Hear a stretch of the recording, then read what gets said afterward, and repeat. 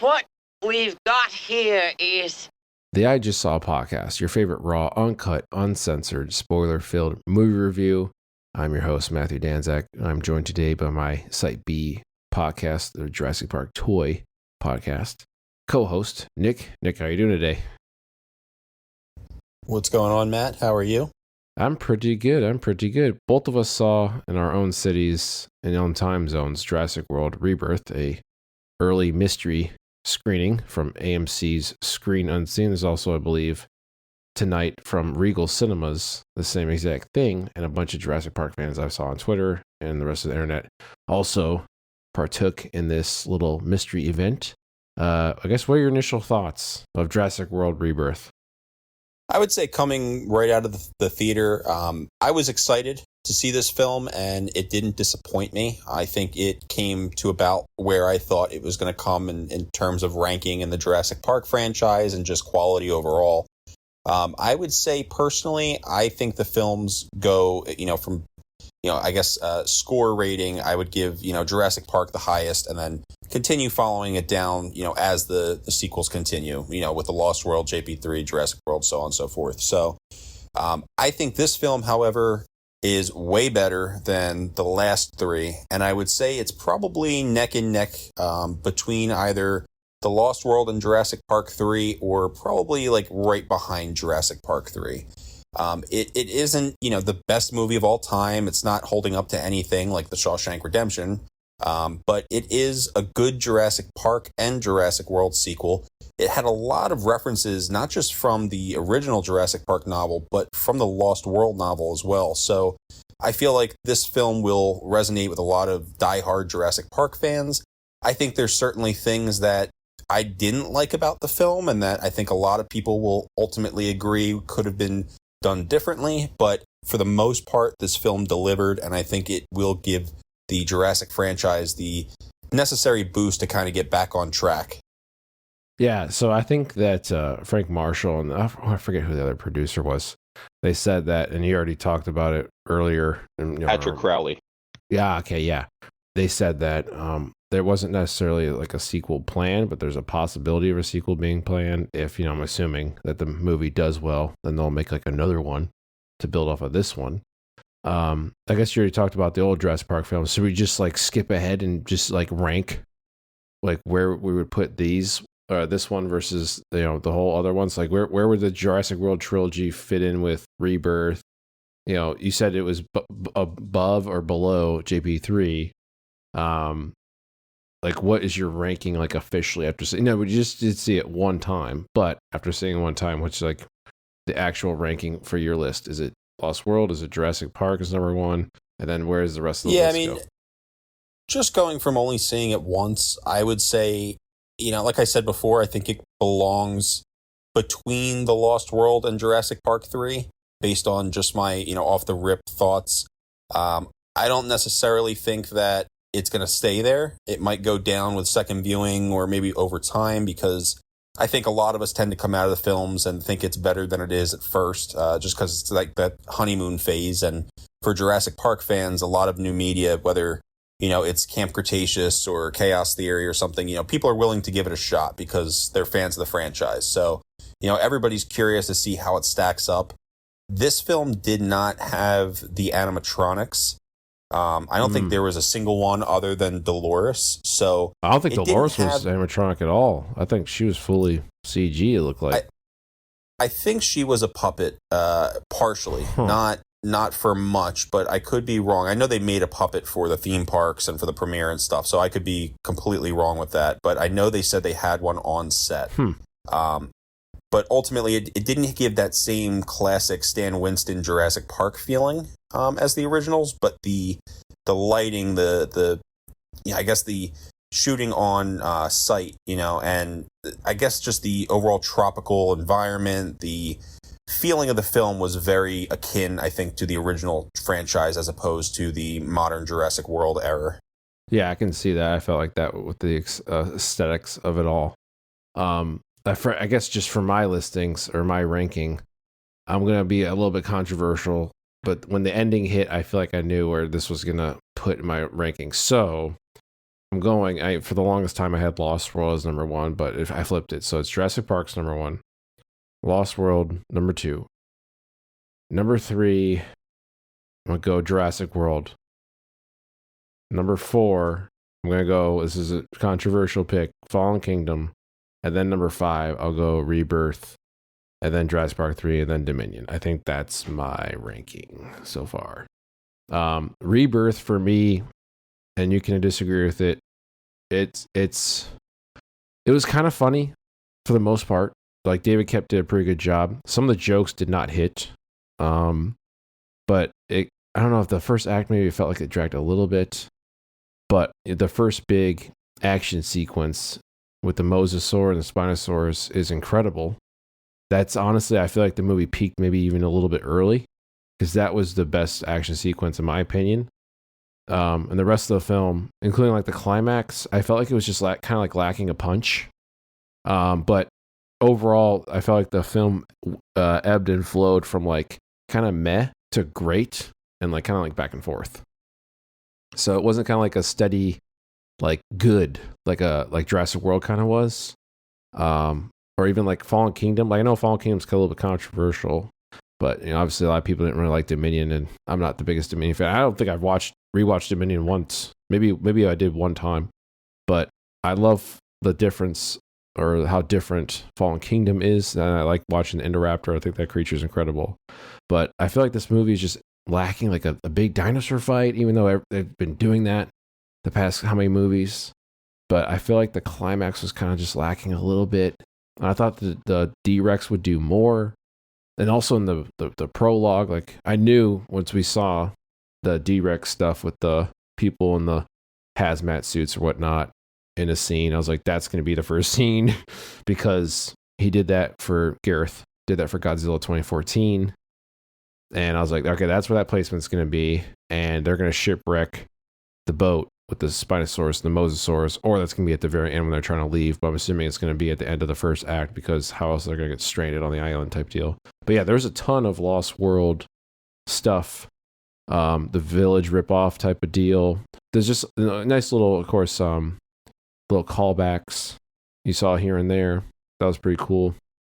And I think my favorite part, there's a lot I'm talking about topic wise, but we have a lot to say. I think my favorite part, I was actually expecting Scarlett and Jonathan to be like, not better, but like more of a force. And I feel like the real force was Mahershala Ali's character and the family. I was really tied to the family. But of course you have your little villain and all that. And there's one thing that you actually predicted. I was waiting for it to be true, but it wasn't. The villain with the car, but it ended up being something else, which is kind of funny. But I don't know what you could do. Are you talking about the prediction I had with the Raptors killing him in the vehicle, like the Lost World novel? Yeah, or some. You thought the car was gonna be EV and it was gonna be stuck in the mud or something like that, but it wasn't.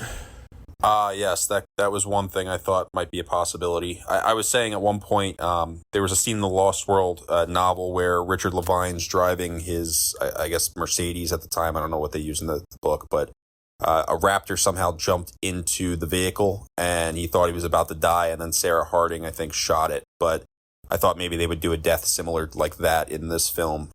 But no, it was actually not as predictable as I expected. Yeah, that's true. I was actually, my wife said it too. We thought at the very end, spoilers, because this is a spoiler-filled podcast.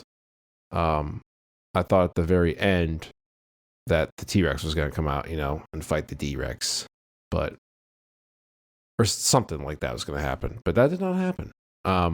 What did you think? Because I'm assuming you're a big Raptor guy. That was a really cool scene with like the Raptor kind of like stopping before the kid Pete or whatever it ends being, and it continues to stalk. And then the freaking Mutodon, or whatever it's called, kills the Raptor. So, I'll be honest with you. I think that it gets repetitive when you use the same species in every film. We've always seen T-Rex. We've always seen Velociraptor. I think it really sucks because the people that designed the Raptors for this movie They did a fantastic job. This honestly might be my favorite raptor design that they've ever put in a Jurassic Park film. And it really sucks that you barely see it. And I think they're on screen for 20 seconds. The raptors themselves, you only really see one come up in a close-up shot, and that's the main design that we've seen in all the toys and the promotional material. But there is a second set that comes out with Duncan, and it has a more yellow-looking raptor. And I'm almost positive that the second one that you don't see in perfect focus is that orangey yellow raptor with the black stripes. And I'm almost wondering if, because to me, it doesn't make sense that they would put so much time and effort into background dinosaurs. Like, why not use like a model for, say, Delta or Charlie? Because that, it's basic enough where, especially in the background like that, just throw them in there and, be cheap. But I almost feel like there's deleted scenes, at least one with the raptors, or maybe some other creatures. Maybe. I had a thought and I just lost it. Okay, yeah, the Spinosaurus. I'm thinking this what it was, the Spinosaurus and the Mosasaurus sequence. So remember you were telling me like, oh, I saw this one video of this guy dying and his life dreams from his body and in front of a kid. Was it supposed to be that one like blonde dude that got dragged away by the Spino? Is that the scene you were talking about? Okay, yes, that was really short. Was that as short? It was very, very short. So it was longer, the clip you saw then? No, the clip I saw was just a short clip on the trailer, and it, to me at least, seemed like as he was being grabbed by the Spinosaurus and was holding on to that door, you saw that like look of panic on his face, and then all of a sudden it like bit hard enough for him to like, I guess, be dead. I don't know, maybe if it knocked the wind out of him or what, but what I will say about that specific death scene is it's not all spoiled in the trailers. Like, you do see the Spinos kind of drag him out to sea and people screaming his name, panicking. He's yelling and gurgling, and it was violent. I think people aren't giving the death scenes in this film enough credit for what they are because, ultimately Jurassic Park will never be a rated R franchise. I don't think that Universal's going to turn one of their biggest cash cows into something that only a select audience could see, because then also it shortens the appeal of toys, and parents aren't really going to want to buy their kids toys that are from a rated R movie.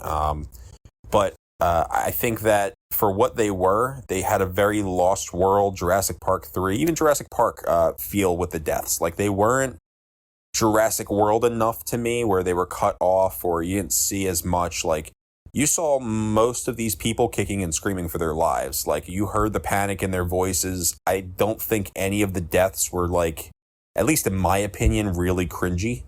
I think that, some of them were a little bit cut short, like they were off screen, like the I forget her name. I think it was Dana or something. The lady probably going to remember it after the podcast, but yes, the short-haired woman with the mercenary, she gets dragged out, and you hear her screaming and panicking, and it's very, very brutal. And then you see the blood coming up onto the beaches, like how in the Lost World, Dieter Stark's blood kind of comes down the stream. And I like that because it gives you enough gore to really know, like, oh God, I can only imagine what's happening underwater. But it doesn't make it so that you're scarring children for life either, because I don't think, any of the Jurassic Park films, as much as I would love a rated R film, I think that kids probably in like the 6 to 8 year old range should be able to go with their parents and enjoy the film without being completely traumatized. Right. Yeah, I think that was actually really like artistically done, that because once he framed it, Gareth, once he moved the camera down low and he just had like the box or the raft of stuff and the chick, and I was like, she's definitely gonna get eaten from behind, or like the Spino disappeared behind, he's definitely gonna come boom from behind there. I thought, of course, it's a PG-13 movie, it's not rated R, so you kind of like can't show everything, but I did feel that, I don't want to say that this had the most impactful deaths out of all the Jurassic Parks, or at least from the first 2-ish movies. But I felt like there was some like gravitas. There was some emotional impact. Then my favorite, I guess it sounds bad to say my favorite death, but I think the most impactful one was when the French guy Mahershala's buddy got eaten by the Quetzalcoatlus, and that was kind of frightening in a way, because you see the freaking guy just like being eaten, he gets swallowed and he gets swallowed again, essentially, because he's kind of struggling eating. I'm like, damn, that's some effed up shit right there. Like, absolutely. And you know, a lot of people I read spoilers, so I spoiled myself for about half the stuff in this movie. Oh, I hate that. And that was so one much. thing that, yeah, everybody tells me don't go into it. But for me, it makes me more excited to see, you know, I know it sounds stupid, but regardless, you know, that was one thing people talked about in the spoilers, is that that's probably the most brutal death scene.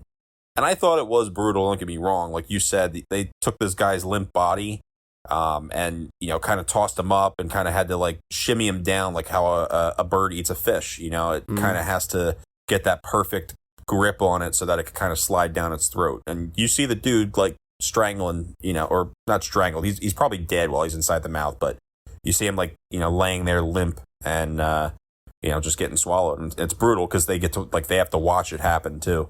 Right. I'm trying to think of we have tons of topics. I guess we can skip ahead to the Let me ask you one real quick. Yeah, go ahead. Because this is one that I think a lot of us were worried about, and I actually came around to it. They redid the Jurassic Park 3 Spinosaurus. They replaced it with a more paleo-accurate version. I think a lot of us on the first trailer saw it and was just kind of like, I don't know how I feel about this design. But after seeing them in action, and that whole sequence, like you said earlier too, was amazing. I think the best CGI work was anything that had to do with dinosaurs and water. You know, it's not something we saw often in the Jurassic Park franchise, probably because of how expensive it would have been for the original trilogy, and they didn't really do much with the, you know, aquatic stuff in the world films, but it was really, really good. How did you feel about the new Spinosaurus design? Do you think it was good? I like it. Obviously, I was a kid, or like a preteen, when Jurassic Park 3 came out, and obviously I don't like the Spinosaurus in a way, because it killed the T-Rex in Jurassic Park 3. But I really like the Jurassic Park 3 Spino design. Obviously it looks like a Stan Winston monster or Stan Winston design.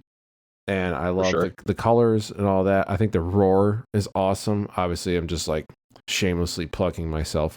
I just bought the toy. You have the toy too, right? The Hammond Collection one just came out?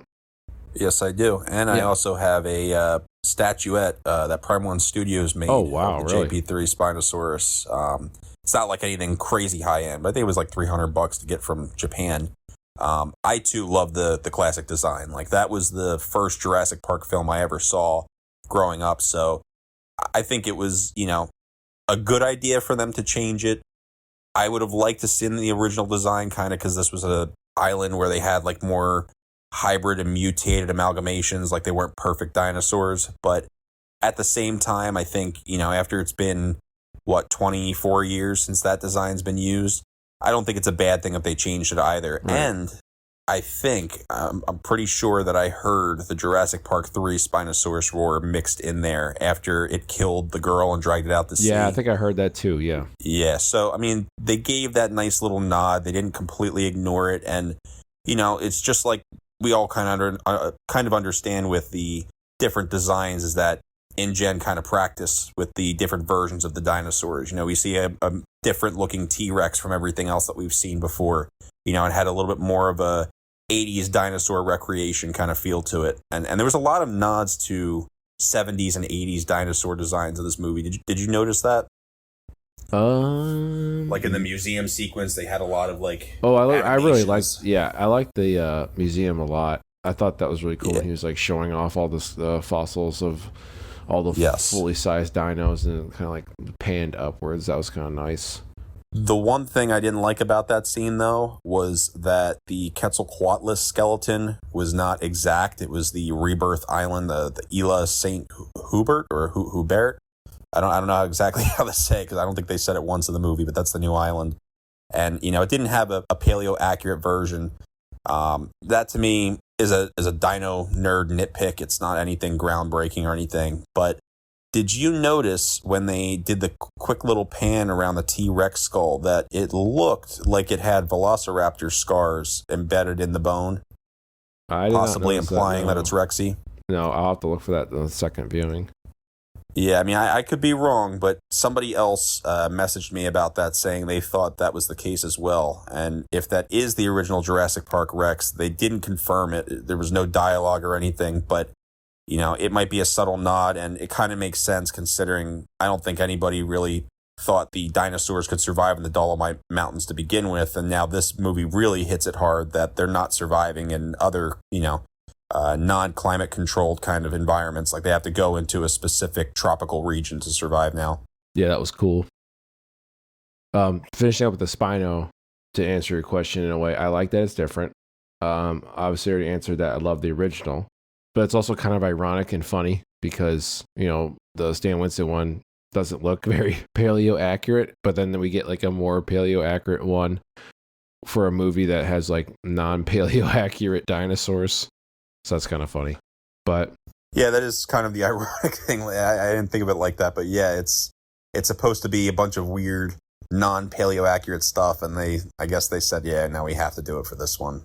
But yeah, I really love that sequence with them. I thought that was great action. And I was actually maybe expecting them to extend it a little bit and have them go on the beach, and then maybe have like a little nod to JP3 when they try to break through some part of the cave or something. They get stuck because they're too big or whatever. Yes, also, I that's another thought they were going to do that. That's another Lost World nod, was the caves from the book. Remember how that's how they enter the island, I believe, right? Or am I going crazy? Yeah, it's been a while. It wasn't necessarily caves, but I'm pretty sure it was like a rocky mountainous region that was surrounding the island, and they kind of had to come through these tiny, like, I don't know, I guess maybe they were caves or river passageways or something to get up there. So, yeah, I do feel like that is a slight reference to that novel. I also thought this island looked amazing. You know, I thought it was pretty cool. Like the rock arches and just the new visuals, you know, really stood out for this film. Yeah, Gareth, I told you to watch The Creator. For me, let me just quickly say, I don't think I've said this on the podcast, or maybe I have, but for me, Gareth is like hit or miss for like me. I think Monsters was okay, especially for a low budget. Godzilla was pretty good. It wasn't amazing or perfect, but it did too much of the Jaws effect, and a lot of people didn't like that. And I thought it was okay, but Godzilla 2014 has some really visually stunning sequences, like on the bus with Godzilla. That was an incredible shot. Yeah, he's just like a visual genius, I will say. And then Rogue One I thought was pretty good. And then I didn't think it was great, but maybe since Andor came out, I'll rewatch it and maybe I'll fall in love with it. But he also made maybe one more movie off the top of my head. But he made The Creator like 2 years ago, and I wanted to see it in the theaters because I was like, all right, sci-fi. And I finally watched it on like Hulu like last year, and it is incredible. It's like almost a masterpiece. It's so good. And so I actually just got a Hulu subscription, so I will try to watch The Creator, because if it's as good as you're saying it is, you know, Gareth has a really, really good way of visual storytelling. I thought that was one thing that stood out in this film. Rogue One especially was one of my favorites, but Tony Gilroy had a lot to do with that film too. But Godzilla 2014 was great also. I think it was one of the better MonsterVerse movies that's come out in the past few years. Yeah, The Creator is a super rare film where it hooked me from the beginning and didn't let me go at all, which doesn't happen much. No. I would take a drink of water. Feels good. I can actually talk a little bit more as I play with the puppy and podcast at the same time. What did you think? I'm skipping ahead to ask you about the Rex raft sequence. I think it's the only action scene sequence with the T-Rex, which is really surprising because usually T-Rex gets a little bit more screen time. But we finally get the Jurassic Park novel and deleted sequence from the first movie because they didn't have the budget or whatever it was. We get the raft attack in a reimagined way. So what'd you think of this different T-Rex? It looked like it was a little bit bigger, beefier, has a little bit of a different roar. What'd you think of the whole sequence itself? I absolutely love this new T-Rex design. I think it is exactly what fans have wanted to see in a new, more modern design for the T-Rex. I think Rexy looked horrific in the past few films. True. It just, you know, she was very emaciated, and I don't know. It looked, in the first film, she was very cartoony even, especially the shot where she was like looking at Blue in like a mutual agreement, like they weren't going to fight anymore. And it didn't really, compel fans to love that design. I think they did a great job. Color-wise, maybe I would have gone with like a more bull T-Rex style, but for what they did, I don't think that was any issue. Most of the scene, unfortunately, was spoiled through trailers, as we all predicted, especially how the scene kind of started and how it ends. So there's a few clips of the Rex in between there, but ultimately, I will say that's probably the best scene with the family in the film. Though I will say I did like the boat attack scene where they initially got capsized, and I didn't think the family was as cringy as everybody said they were in the early spoiler reviews, but I definitely think that was one of the best T-Rex sequences that we've gotten in a long time. And like I said earlier with the Raptors, I don't need a whole lot of T-Rex. We've seen plenty of T-Rex. You have to have a T-Rex in a Jurassic Park film. It's just I don't know. In Star Wars, most people kind of want, something with lightsabers, even though not everyone, does have that. But you kind of get the picture. You got to have something to give that vibe of that franchise. And the T-Rex is the logo. You can't change that. And when they did, it kind of didn't end well with Jurassic Park 3. So I enjoyed it. I thought it was great. Probably one of the best visual effects dinosaurs on film. I think that one probably looked one of the best in the movie. But yeah, it was a great sequence. Oh, I want to say, I got to say two things. I want to talk about the Titanosaurus CG, since you said the CG was pretty good. I felt like the CG was pretty good for the most part. I felt like the Titanosaurus maybe looked a little bit weakish. It looked kind of like blurry, or it wasn't very defined. I don't know if it's finished or not. They ran out of money or something, or they worked on it too fast. But yeah, the Rex looked great, but I felt like the Titanosaurus kind of was lacking a little bit. They definitely were lacking, but I think more than them, the Aqualops really was lacking the most. I think that one was who the hell is that? Looking. Like salamander Dolores. Guys? Oh no, yeah, Dolores. Dolores didn't look that good. But yeah, she was the weakest design. But I think with the Titanosaurs, part of it was their coloration was like that whitish gray. So maybe it was just the way the light reflected on it. I think the far away shots, where you could kind of see the entirety of the dinosaurs, those looked pretty good. But when Loomis was standing right next to it, it looked a little weird. And I will say my friend that went to the movie with me, came out and was like, there's a few things I didn't understand about the film. And one of them was, why did he go up to the egg for the Quetzalcoatlus and extract the DNA directly from the egg? No problem. But he didn't just jam the needle into the Titanosaur's leg while he was next to it. Yeah. Other than maybe the possibility of it lifting its leg and squashing him because it felt the pain. Right. But you got to think, an animal that's that humongous probably isn't going to feel a tiny little prick like that, so true. I thought that was something that she didn't have to necessarily shoot it in the neck all the way to or even disrupt the ones that were mating either, because there were a few others in the area, but they did it. I did enjoy that scene. I really liked the design for the Titanosaurus, but I agree with you that the CGI was definitely lacking there. Yeah, I thought he was going to stab the leg too, because it just made sense. But I really liked that scene. There was a lot of humanity there. I thought he was actually going to hug the leg. That'd be kind of funny. But also, I wouldn't have blamed him at all. I would have hugged the leg. Yeah, for sure. I feel like that guy was Zia, like a better version of Zia. For way better version of Zia, in my opinion. I think that's one thing I hated about Fallen Kingdom was a lot of the new characters, Wheatley, Zia, Franklin, even Mills wasn't that great. They were very, very cringy characters, and I don't think any of the characters in this movie, even the teenage daughter and her boyfriend, weren't as bad as any of the cringy additions that they had in the Jurassic World trilogy, in my opinion, at least. Yeah, I remember when I tweeted that out, that there's just a lot of missed opportunity with those characters. Say, for example, Wheatley could have had a couple more sentences, a little alpha dogging with Owen. That'd been kind of cool. Oh yeah, I've done this. They should have got rid of that stupid accent he had too. He sounded like an idiot. He had really poor, cheesy dialogue, and I mean, he could have been a Roland Tembo type character. You talking about Wheatley? That. Yes. Ted Levine kind of talks like that. He has a weird like jaw. I don't know. Oh, he does? Yeah, he talks. I always he was thought talking. that was something he was doing extra. No, that's now how I feel he like an ass. Yeah, that's how he talks pretty normally. He was interesting. he was like the serial killer in Silence of the Lambs. Okay. Yeah, he talks a little funny, but he's a great character actor. But yeah, that's how Fair he talks normally. Well, apology for making fun of the way he speaks. Yeah, I don't know. I forgot the second thing that I want to say, but there's so many damn topics to talk about. Let me ask you this question as well, talking about just how I asked you with the Spinosaurus. The Quetzalcoatlus, that one got changed over from Dominion, which I was okay with Dominion's design. I didn't love the coloration, but I think it was a fair representation, albeit it was a lot larger than, say, the actual living species.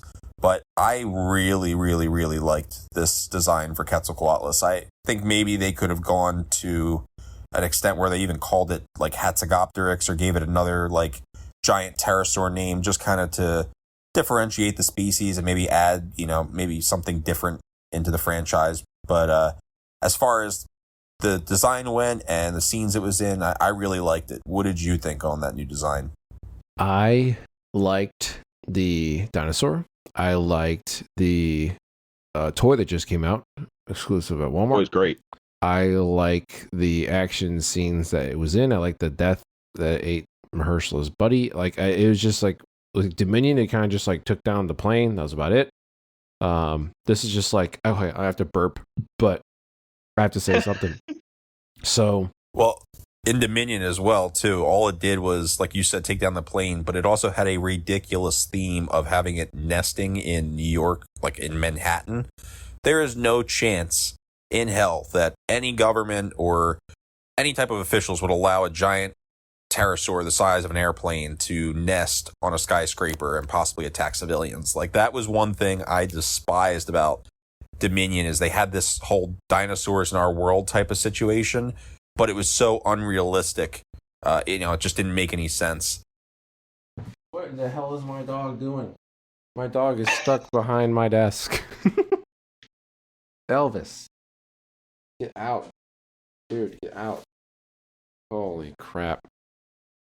This movie, the point I want to say, this movie, I feel like, has done a good job of giving us, like, mostly the Mosasaurus. Proper usage. Exactly. Animals we've seen, dinosaurs we've seen in other movies, but, like, not, like, the respect that they deserve. Or even for, like, the Spinosaurus. Like, we got to see, like, a really... I mean, obviously, there's the river sequence and stuff, but, like, this one, they're actually swimming a lot more versus just, like, knee in water and, like, trying to, like, claw at a cage when it could have just, like, just swam and just got the people that way. But they use an animatronic and it's different, blah, blah, blah. But, like, it felt, like, more animalistic and it felt, like, more, like, a respectable screen time and action sequence. And Mosasaurus fans... Josh Evans is one of them. Nublar Seven's his name on the internet. Mosasaurus fans are in for a freaking treat. Spinosaurus fans too. But Quetzalcoatlus fans, they're going to love that sequence. And even the T-Rex fans. Raptor fans, not so much. But if you're into the Mootdons or whatever they're called, you'll like that. But I feel like the film did really good justice of kind of fleshing out more of the dinosaurs we've seen that we really wanted more of and giving us more of that. So that was really cool. I completely agree with that. I think they gave the Mosasaur a much bigger purpose. I didn't necessarily... I shouldn't say I didn't like it, but I did think it was a bit odd. Did you catch the part where they confirmed that this is the Jurassic World Mosasaur and that InGen apparently tagged it and they bought the rights to, like, the tracking equipment and that's how they were able to find it? Yeah, I think so. So therefore, they either retconned the design or perhaps because it was living in its natural environment, it had a more primeval look to it. You know, some animals do change color as they age, or they even change like their bodily features. Maybe even the fact that it was an open ocean instead of a small lagoon helped it to change in appearance. But I did think it was a bit odd that they confirmed it's the same one, but it's different in appearance. Yeah, I don't have a problem with like retconning and stuff because I know the Jurassic World map was a little bit different from Jurassic World to Fallen Kingdom. Yeah, that's very true. And a lot of people lost their shit. It's like, yeah, you can't do this after the fact. Blah, blah, blah. It's like, dude, who fucking cares? It's made up. It's a movie. Like, it's not the deal. They could have even said like there was a river attaching it, but who cares? Like you said, at the end of the day, it's a stupid little retcon.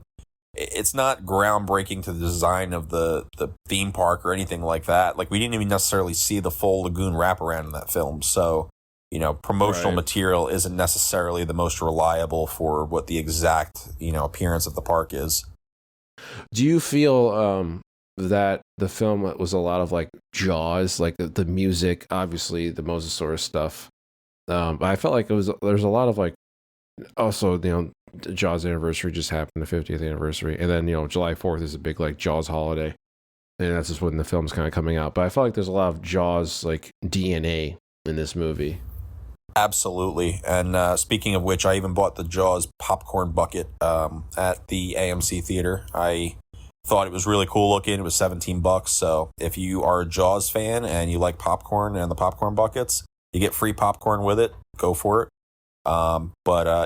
It definitely had a huge Jaws influence. I thought, not to jump directly to the ending, but when they brought a certain character, I shouldn't even say a certain character. We're talking spoilers here. So when Duncan is revealed to be alive, it reminded me a lot of like how Hooper suddenly, props up, from underwater at the end of Jaws, and it kind of has that happy ending. They go back, they get him, and there you go. I think the boat had a very orca-like design and appearance. Obviously, it wasn't verbatim or anything like that, but it was interesting. But yeah, they definitely took influence from Jaws. I'm sure there's a lot of other ways that I can't think of off the top of my head, but even the types of I guess like boat scene, like the when they were talking with the characters and just the different angles of the boats, or how like the ships were kind of like sinking or being pushed into the water. Like it felt very Jaws, where people were sliding into the water uncontrolled, things like that just brought a very big Jaws feel to it. And I think that's a good thing, because Spielberg was an executive producer on this film. It's a Universal movie, and, Jaws is beloved. So as long as it's not ripping it off entirely, I don't think there's anything wrong with them taking like little hints or, feelings from that film. So both of us didn't give it a perfect score. What from the film left you wanting more of? I think there's a few things I didn't like. The first thing that bothered me a bit is, for most of us who paid attention in school, we know that the science teachers always enforced that there is no food or drink in the laboratory space. Ooh. So, that's something that at least that was drilled into my head, especially as a bio major. So I thought it was ridiculous when the scientist had a Snickers bar and was carrying it through the open laboratory and then was taking it into a containment area. And he just conveniently drops it. Nobody says, hey, like you dropped something, or he didn't notice it. And that's how the door got jammed and the security systems failed and stuff. I thought that was kind of dumb. That was something where I said to you and our buddy Justin the other night that there was a spoiler I read that I think a lot of people will be like, I don't know about that. Like, it's not groundbreaking, like horrible for the film. But that whole intro sequence was left to be, I guess there was more to be desired for that sequence there. I didn't think it was the best. I still think Fallen Kingdom has the best introduction scene in the franchise. And I also didn't like but better than Jurassic Park, the first movie? Better than Jurassic Park. I think it keeps you more on the edge of your seat. I don't know. And I'm not saying I think Jurassic Park isn't great. It's definitely great. But I think it's neck and neck. But yeah, like the way it ended and how like the woman screaming, "I'm sorry," and then all of a sudden like it kind of like zooms out and the logo appears and stuff. And that was pretty cool. That was I like how that logo. That? I like the logo reveal. That was different. It felt like a horror movie. That was pretty cool. I did like that part. I agree with you about the candy thing. I'm sorry, you wanted to talk more? Go ahead. No, you're fine. I was just gonna say it's funny because like that was one thing I like immediately thought like it's kind of cringy, but I'm not a big horror movie buff, and I know you prefer them more than I do. So if you're saying it's more of a reference, I can see why you enjoyed that. Yeah, I feel like the reason why I say it could have used like one or two more drafts of the screenplay. I feel like they could have figured out something else to stop the security system or have it reboot somehow than a freaking Snickers bar getting stuck in the door vent and then it shutting down everything and then the D-Rex escapes. Like, I don't know. Left to be desired. I felt, and I did not watch, because I watched the first two trailers. I didn't really want to watch the first two trailers at all. But I have so many Jurassic Park friends and people that follow me and they want to talk about it or want me to talk about it. So of course I had to watch it. But besides those first two trailers, I did not watch anything else.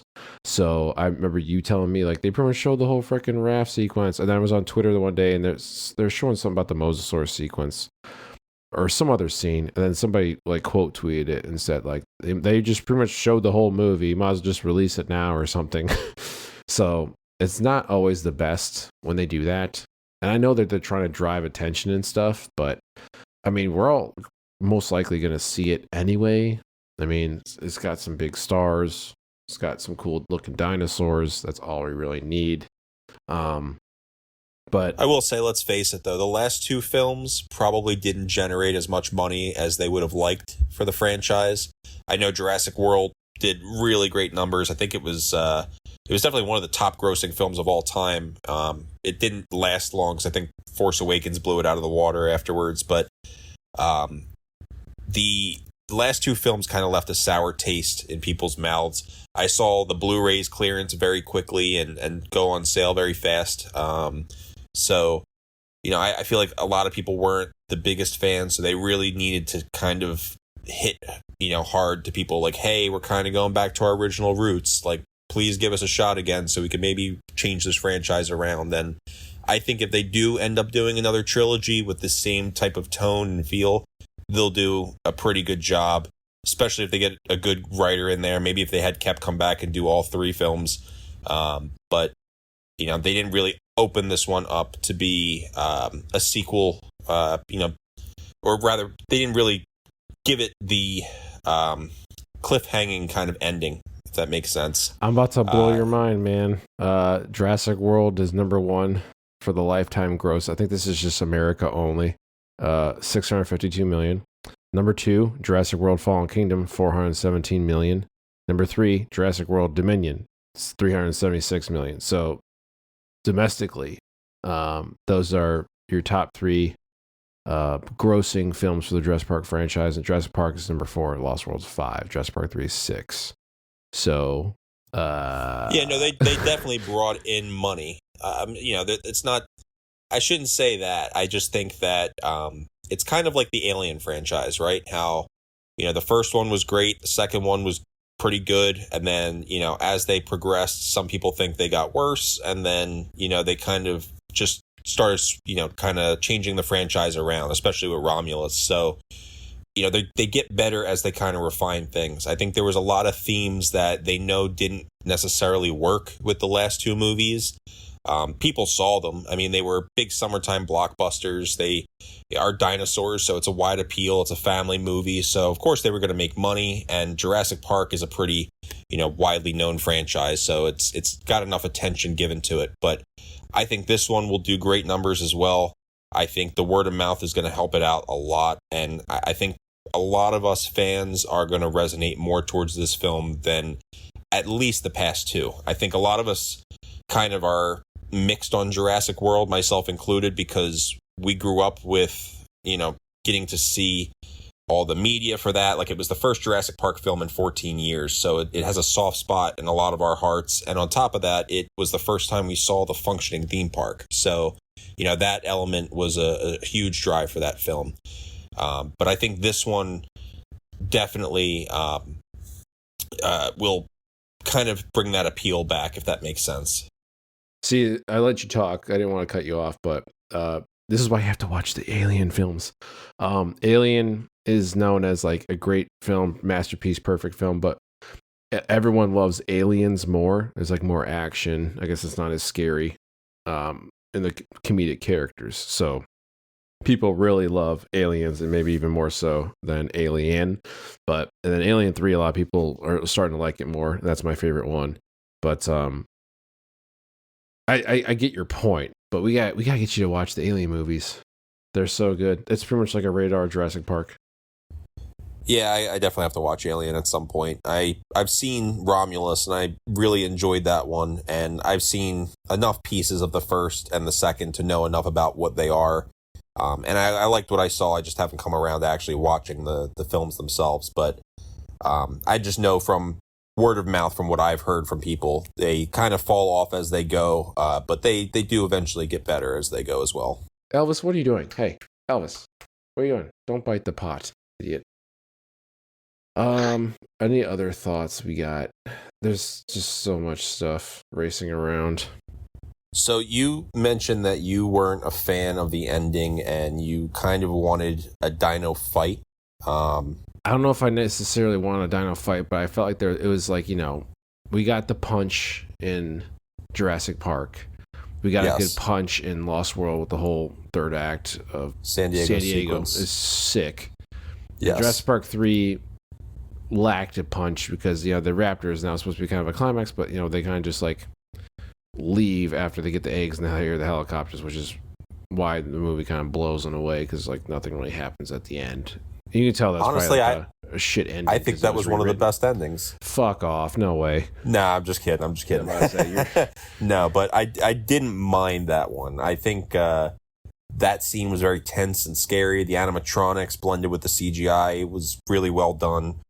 I don't think the animatronics blended with the CGI very well at all, but... No, fair enough. I can tell. That was probably the worst one out of all of them. Like, you can tell, like, this is the Spinosaurus roaring animatronic. This is the Spinosaurus that's the fucking CGI one. Like, which is fair, but I also think both were pretty decent in their own right to hold up.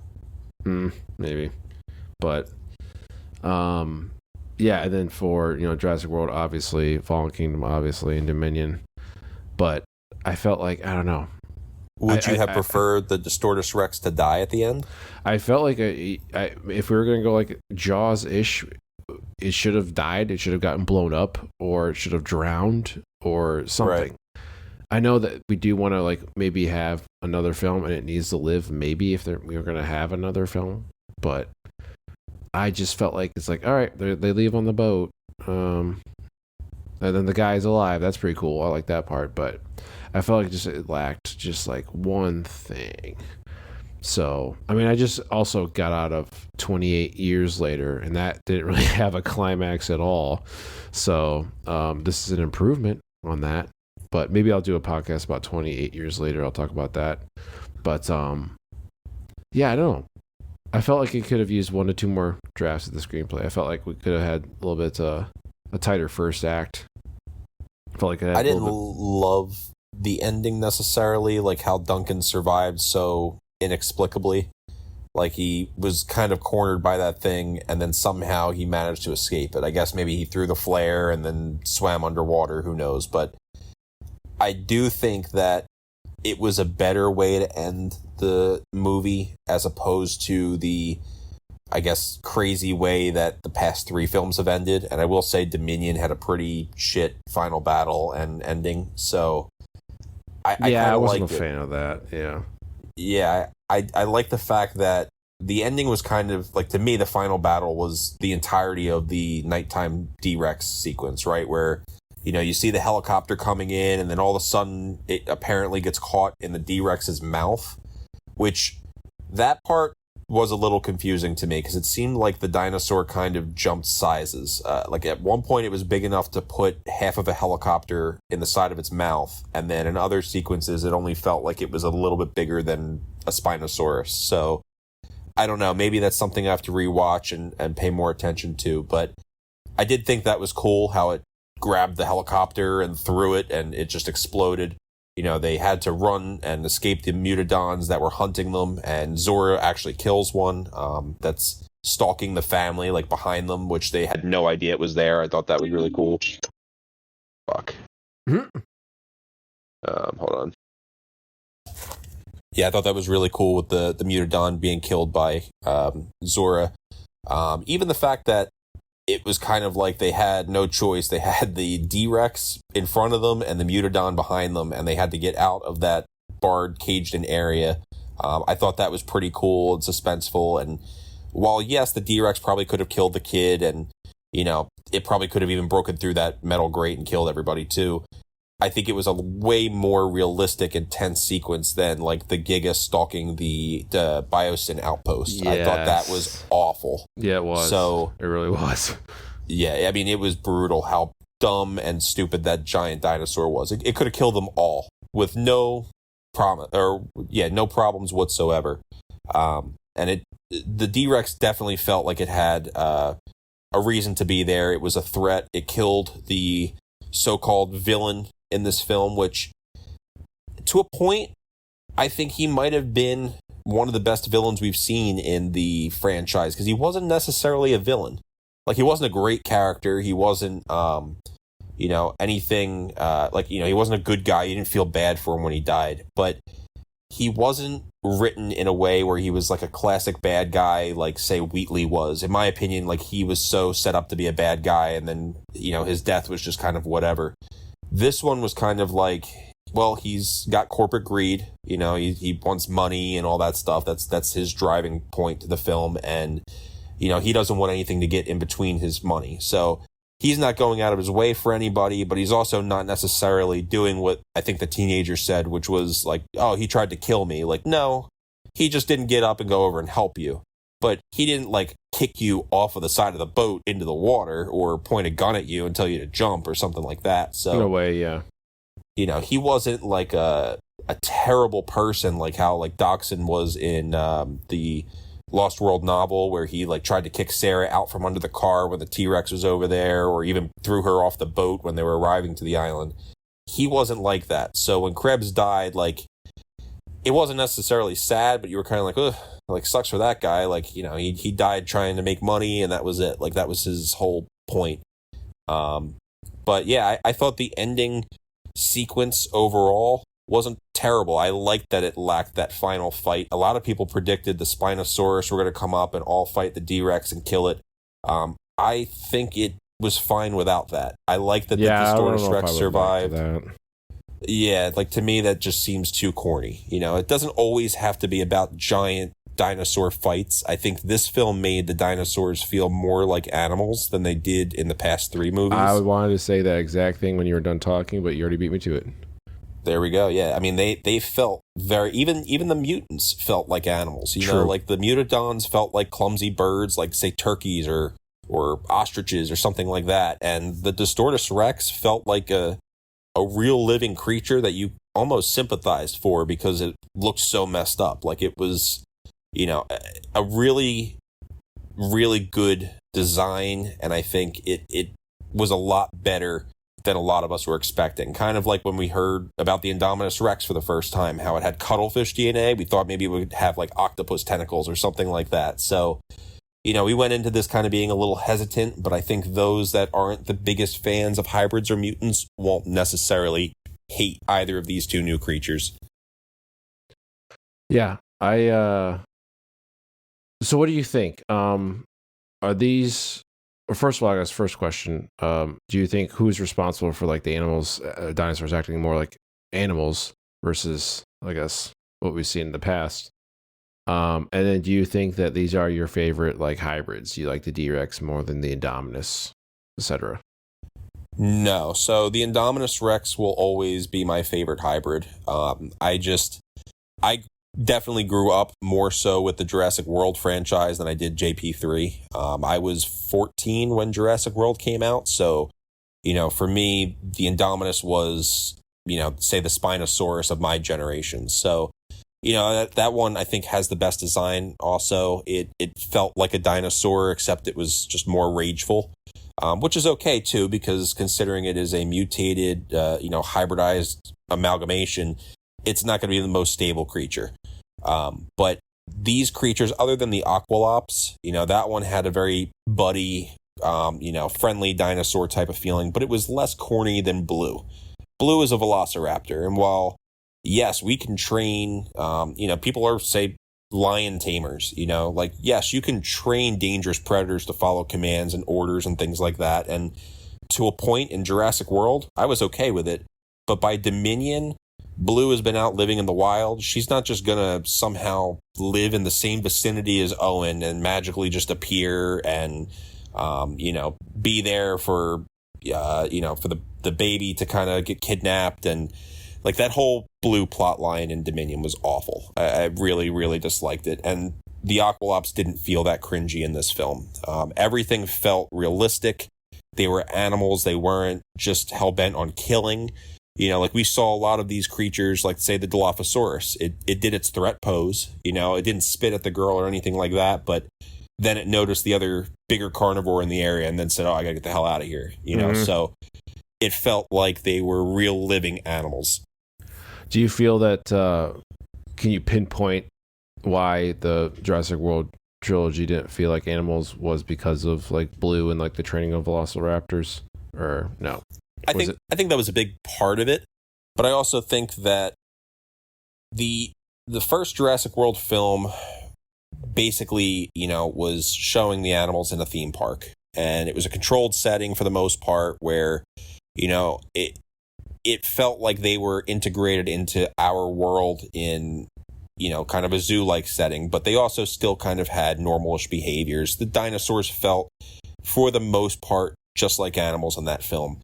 Fallen Kingdom comes around and they don't really get a chance to shine because they're either evading a volcano or they're trapped in cages or they're stampeding through a mansion. Like they just weren't in a dinosaur element enough. You know, we did see stuff of them on the island, and I think the Nublar sequences in Fallen Kingdom were great. But by Dominion, it just felt like they were all being forced in. Like I mentioned earlier, how the Quetzalcoatlus was nested in Manhattan. It just doesn't make sense. You know, that's not going to happen. You're probably not going to see hadrosaurs stampeding with horses in the middle of the Sierra Nevada. It just doesn't make any sense. You know, you're not going to see, trying to think what else was a little wacky. I mean, the mosasaur was up by the shore where people were surfing. You know, by the logic of this new film, it probably wouldn't have been able to make it up that close because, you know, the dinosaurs, or the, not dinosaur, excuse me, for all of us paleo nerds, the marine reptile is too big to get up to, you know, that close to the shore. But I think it was really just the setting and the tone of those films that didn't make them shine. I feel like they were in a more realistic environment. Maybe it was the fact that this film was shot, you know, in real location. It wasn't just a green screen. So maybe that helped. I don't know if it had any influence, you know, from the writers or just the way they did the CGI work or what, but they all felt great. You know, it wasn't like the T-Rex had like an unfair advantage over the people. Like it was kind of hunting them realistically. Like, yes, some hunts fail, you know, not everybody gets eaten, you know, the first attempt. So that's kind of where I'm at with that. What do you think? Yeah, I agree with you. I was actually going to ask you a second question. Like if trained raptors, if they're not part of the story, do you believe that then hybrids could work in the Jurassic Park franchise? To be honest with you, I don't think either of them are really bad ideas. I think the Indoraptor or the Atrociraptors being trainable, to the point that they did them in the film, I don't necessarily know that that would be a possibility in real life. But like I said earlier, I mean, there are people that have tamed lions and tigers. There's people that work with monitor lizards that are very intelligent, and, you know, they're capable of learning to an extent certain commands, or, you know, what food means, or rather different patterns and behaviors are, you know, basically learned through different training techniques and stuff. So there's a lot of cases where we domesticate animals, you know, even dogs. So velociraptors, if they're as intelligent as we believe they are, absolutely is a possibility. I just don't think that the way they filmed the dinosaurs, the amount of screen time they were given in the World franchise, and the way they were used just felt as right as this movie did. I think they kind of picked the locations and different scenes they wanted to shoot there and what they wanted the species to be, and they perfected it. Like it felt like everything belonged where it was, if that makes sense, and nothing was shoehorned in. And, you know, it felt more natural that way. Yeah. I'm trying to think of any like closing comments we have? A lot to talk about. A lot we've covered. We're probably about an hour of talking.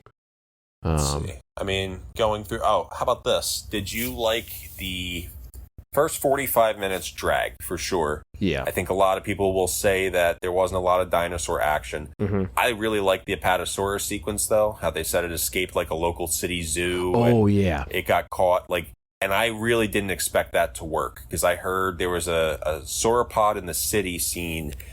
And I knew there was going to be a dinosaur in the city based on the early set leaks of, them shooting something in New York. But it sounded really rough because just like the Quetzalcoatlus, I don't think it would be there. But then they said, no, it's a city zoo animal that was being held here. And people were able to see them, at a everyday attraction like that, which kind of makes sense. As long as they had the space, why not? And the poor thing got stuck under some type of, I guess, telephone wire or something like that, just kind of laying in the middle of the street. I thought that was cool. But besides that, I felt that the entire first 45 minutes set up each of the characters' backstories pretty well. We find out Duncan lost a kid and therefore his marriage didn't work out because it was too hard for him and his partner. Zora lost her partner and had to tell her partner's wife that he died in a car bomb incident. There was a lot of in-depthness, which it made all of the characters that we were supposed to care about, the three mains, and then the family on the side, things like that. I felt like we cared about every one of these characters more than Owen and Claire. I think they were just poorly written. I really dislike Bryce Dallas Howard's acting in all three of those movies. I just think these characters all worked, all chemistry-wise and acting-wise, very well together. I need to see it more, but I wasn't like the biggest fan. I like that Mahershala had a kid. He was like really, fighting for, his life force, which is his child. Yes. But Chris Pratt has a lot of charm. Bryce Dallas Howard, I like her a lot as an actor, but she's a little bit too campy for the Jurassic World movies. It works kind of in the first one. Yeah, she was fine in the first Fallen one. Kingdom was okay, but Dominion was just crazy. But I don't know.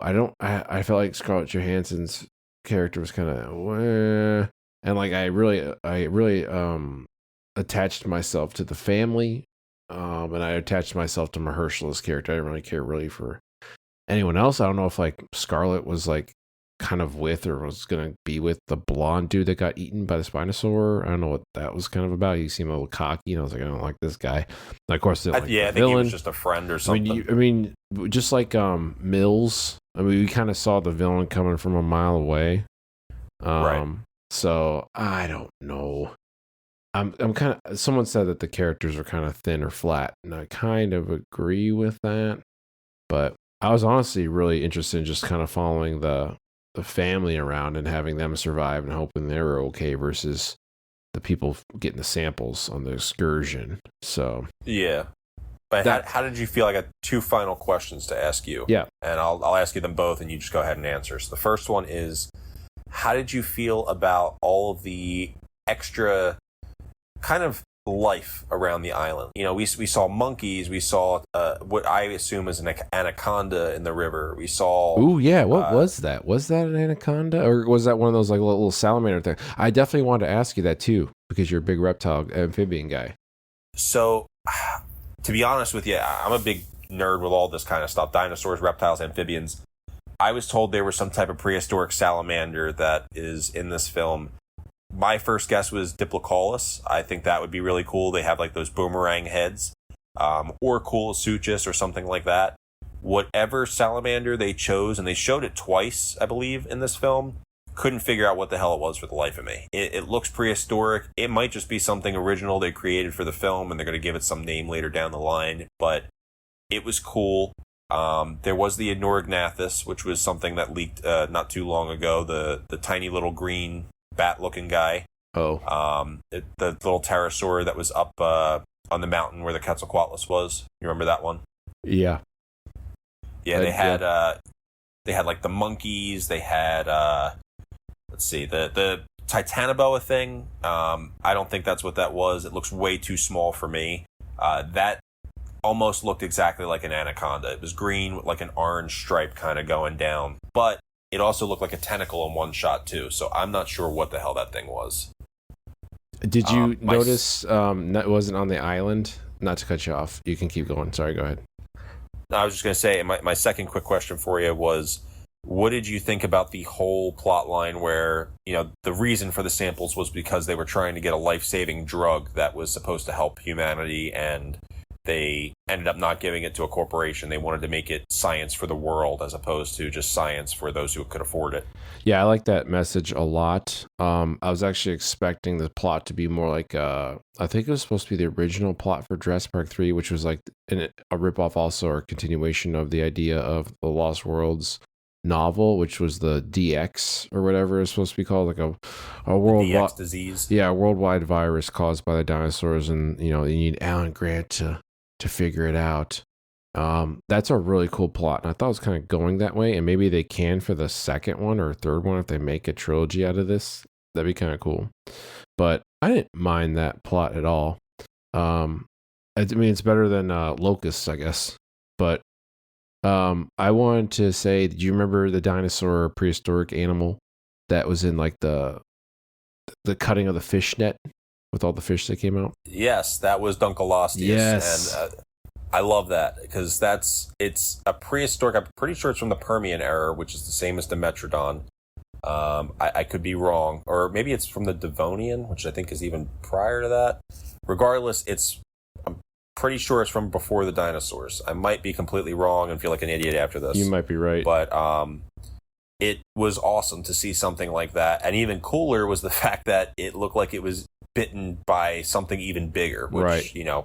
Could have been a mosasaur, could have been a megalodon, could have been anything. But just to get something like that, it's something that you and I recognize because we like this kind of stuff. It wasn't anything huge. It didn't steal the show, but it was a nice little cameo of a creature that a lot of us Jurassic fans, I think, appreciate. And, you don't really need to see much more than that. I mean, it's a prehistoric fish at the end of the day, so I don't think it's going to do much, especially compared to the mosasaur.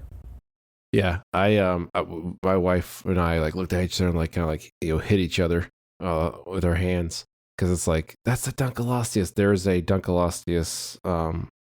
There's a skull in the Cleveland Natural History Museum, and then there's like a huge full size replica of the full animal in the Cleveland. It's from the ceiling.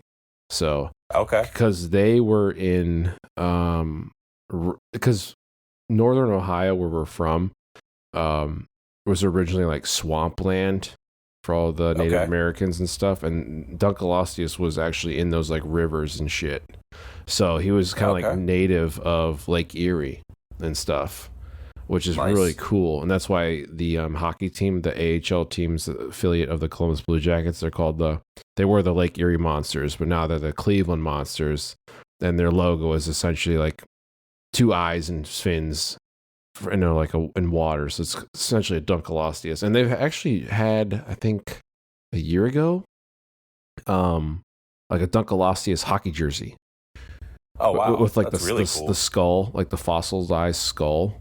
So it's pretty cool. So we really do like that dinosaur prehistoric animal a lot. Yeah, we have one at the Academy of Natural Sciences in Philly, and cool. It's probably a complete skeleton of it. But yeah, that's one that I think a lot of us, that like prehistoric life, know it's not a dinosaur, but it's a familiar enough creature that you're like, oh, that thing's cool. Because it was, I'm pretty sure, the first unlockable prehistoric fish that you could get in Jurassic Park the game when that came out in 2013. So that's at least how I was introduced to that animal. That's super dope. Yeah, and they have it in evolution now. Yeah, they do. I don't think they have a Mattel toy of it though yet. Not yet. If they do, we're definitely buying it. So you asked me 2 questions. I don't know if I have 2 questions for you. I'm so freaking tired. I'm about 30 minutes past my bedtime. I mean, we pretty much went through most of this. Let's see. Are you going to go see it again? Yeah, I'm going to go see it with my dad. We're going to go visit him sometime. And we're going to try to see it in 4DX maybe. I don't know if you've ever seen a 4DX movie. Have you seen a 4DX movie? I have not, but my one friend that lives closer to Manhattan wants to go see it in 4DX. He's actually that's his first viewing of the film, and I've looked around me. The closest one might be like an hour and a half away, so I might have to make the drive for this movie because that would be really cool. 4DX is so cool. We saw How to Train Your Dragon twice in 4DX, and I still have to see that one too. It's essentially you have to. It's great. It's essentially like Star Tours. Like it's just like essentially a motion simulator. Like when the kid Hiccup is riding the dragon, like you're riding the dragon too. It's so cool, and they have all the effects of like water in your face, wind. They're throwing. Oh, that's awesome. They're throwing like arrows and stuff, and you feel it in your back, or you hear it whiz by you because there's like air pressure in the seats, like whoosh, like going by your ear. Like it's really cool. It's essentially a Disney ride or Universal ride. Sounds like it. It's sick. It's worth like $20 whatever. Sure. And just make sure like you're prepared. It's not, you don't wear a seatbelt. You don't need to, but it's almost like you need to wear one. It's just on that edge of moving you around. And you might be lucky and you might get like, because we did the first screening, I think they had a trailer preview for Jurassic World, and then they showed off the like 25 seconds of the Mosasaurus sequence, and then you get jarred around left to right, and you're getting bolted or thrown, and you get the water in your face. It was just like a really cool preview. It's like that movie would be pretty good in 4DX. So yeah, I recommend it fully. I'll probably see it again with my dad. Are you going to see it again, I assume? Are you going to take Ronnie?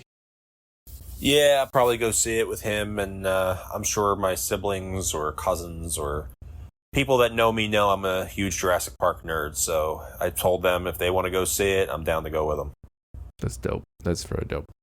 Well, my dog keeps eating all the grass out of my fake fern, so I got to tell him finally to stop. But I think we will finally wrap up the podcast here. We talked a lot. I mean, we could probably make another one too, or we can just talk more about it when we talk about the toys. Sure. So, do you have a favorite dinosaur from the film to close off the podcast? Ooh, what a great question. I didn't mind the Moododon. They were okay. Really? Yeah, they're okay. They're fine. I expected the D-Rex to be kind of cooler because I like the toy and I want to get the toy, and I told myself I'll buy the toy if he's freaking dope in the movie, but I don't think I'm gonna buy the toy unless he's in.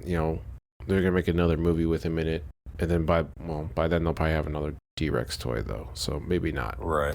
So I really want to like the D-Rex. The T-Rex was maybe you'll like it cool. better the second time. Maybe so. Yeah. The T-Rex might be okay. I have my answer. I think it might be the Mosa and then the Spinosaurus, which is ironic because I really don't like the JP3 Spino because he killed Rex. But I'm gonna say Mosa then Spinosaurus. I think those are my two, and then of course Dolores. So what is your answer? What's your favorite dino from this movie? It's tough. I don't think I love either of the hybrids enough to put them at the top, though I did enjoy them for what I've seen. The Rex got a really, really great scene and fantastic design. Same with the Quetzalcoatlus, but I don't think they're good enough for me. The Mosa and the Spino are pretty much up there. I mean, that sequence was fantastic. I feel really stupid to say, like, I really love the Compy design because it was in there for... Yeah, I mean, it was in there for maybe 15 seconds. I don't want to say that's my favorite dinosaur from the film, but I think of all the redesigns, I think that one struck me the most because it's got like a poison dart frog kind of coloration, and I love that. But I don't know. It's tough. I want to see the Compy in like a Mattel toy. I love the colors, and my wife loves the Compy. That might be one of her favorite dinos. They need to do a Hammond Collection Compy like 3-pack with the jaws and the legs being articulated. That's all they need to do, and just make sure that the figures have a little bit of detail. It doesn't have to be anything insane, but that would be awesome. Honestly, I'm cool with the Compies just being like how they are now. They wrap around the body because, like, I don't need it. I don't need the jaws to move. I don't even know how the hell that would be fair. possible on that little ass figure. So yeah, that's fair. Are you gonna get the vehicle that comes with Krebs? You know, I don't know because that was another one I was waiting for, to see it in the I like context both of the those film. additions enough to get it. I think the vehicle I and think Krebs were cool. The vehicle looks super cool, and it looks like that Series 2 vehicle from Kenner. The capture cruiser. Yeah, it looks like that guy, but I don't know. If I can see it maybe in person and I like it enough, I feel like I would buy just the that capture truck from Dominion that wasn't in the movie at all because it has dino damage and shit.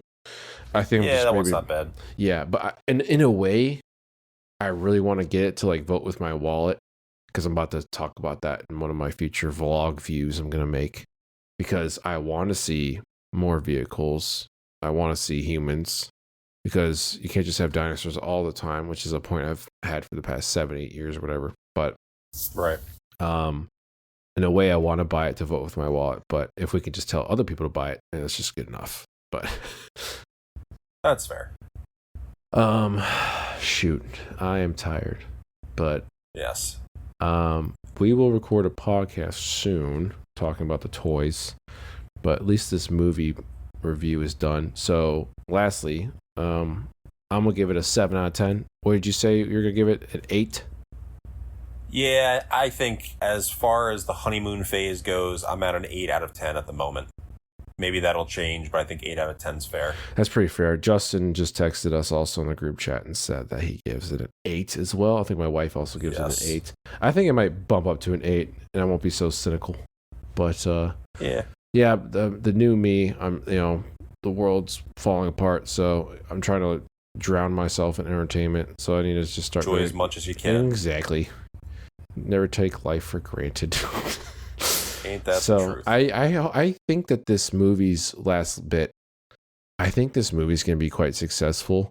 I saw so many different types of people. I saw young people. I saw old people. I saw young couples. Saw older couples, like senior couples at the screening today. And today was the just the secret screening. It wasn't just like a opening night. So I feel like that's going to something tells me half of those people though were probably just ticket holders that have like a Stubbs membership or something that said, "Oh, let's go see a free movie and it's new. Why not?" And then, like they're not necessarily fans, maybe because like I said or like you said, there was a very diverse audience there of older folks and younger people. Not that you have to be a certain age to like Jurassic Park either, but it was just not what I was expecting based on my previous theater experiences. Yeah. But it was a good one. We'll see. My theater was packed. I feel like, and I think I tweeted this, I have one buddy at work, one of my best buddies. He is like kind of like a jock, but he also likes nerdy stuff. But he was just like binge watching Camp Cretaceous and Chaos Theory. He's watching Chaos Theory on break, and I'm like, what the hell are you watching that for? That's crazy. He goes, yeah, dude, me and my buddies are obsessed with Jurassic Park, and like they all just graduated from Alabama, University of Alabama, and he's like, yeah, what's Jurassic Park movie we're gonna watch today? The first one. They like binge them. I was thinking to myself, like, dude, dinosaurs and Jurassic Park are probably at the height and the biggest peak that the popularity it's ever been, and so I feel that there's a big storm coming for Rebirth for people wanting to go to the theater and seeing this movie. And I think it might make like, I don't know, Jurassic World-ish money, like opening weekend. And I feel like it could make $1 billion.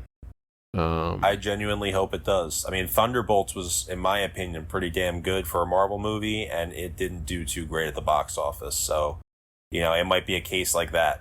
Hopefully not. Maybe. Because I think, like you said, this movie should be kind of like a rebirth for the whole franchise. Kind of brings people back to the theater. It invigorates the fans again, and I think it will do that. I at least hope I hope I'm right. I hope you're right as well. All right, I guess this is signing off from Nashville here. Good night to Nick, because we're recording at night. I hope to get Adios from New Jersey. I hope to get this podcast out as soon as possible, but also not too early because I don't want to talk, the full spoilers to the whole audience, because there's some kind of thing called ethics when it comes to reviewing films. So I'm gonna see like when all those embargoes end and when people start posting stuff. It's usually on like the I think the Friday. embargo's June 30th. Okay, interesting. I'll probably wait till like July 5th or 6th. Let me look at the calendar. July 4th, maybe. Because it comes out, I think, on the 2nd.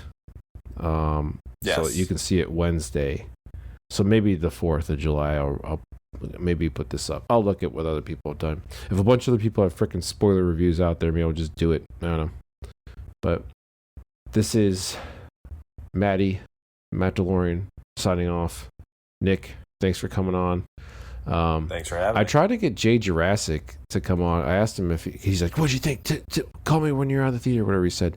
And I said, I gave him my rating. And I was like, "Hey, can you hop on Discord?" And then like nothing. So he's like we'll get people at some point. he's like an enigma. I can't like reach him, but I can also reach him. I love that guy so much. But yeah, we should get some more guests on. Make it a little special. Sure. That's why I asked about Ronnie, maybe Justin, but Justin's on 3 hour difference from you and 2 hour difference from me. So Well, he just tried calling us. He probably could have joined as like a last minute guest. yeah, that would have sucked probably because we would have talked about all the topics we already talked about. But he's probably listening to this podcast right now, like, damn you guys. We'll bring him in next time. We'll try. We will have Justin on the podcast for Site B. Maybe he can do that. Maybe he'll be interested. So Sweet. all right, everybody. Thank you all for listening. Nick, once again, thank you for coming on and recording. Thank you.